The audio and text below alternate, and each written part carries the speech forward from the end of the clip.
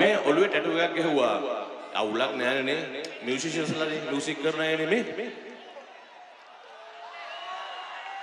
හැබැයි සුදුහාමිනේ බැන්න හොඳේ. දැන් තෝරගත්තා. ඉල්ලිමත් බාහිරු මෙකල් බ්‍රාස් කොන්සර්ට් එකේ මගේ යාළුවෝ ලංකාවේ ඉන්න බන්ධනාගාරවල මේ ගීතය ගායනා කරන්න කියලා. හැබැයි මේ සෝං එකේ වර්ස් දෙක මගේ ලස්සනම පෑඩා ඉන්නවා. එයා ස්ටාර්ට් කරනවා. එයා විතරක් ගායි. Here we go. Hiru Mega Blast. Horado. You shall warune flashback.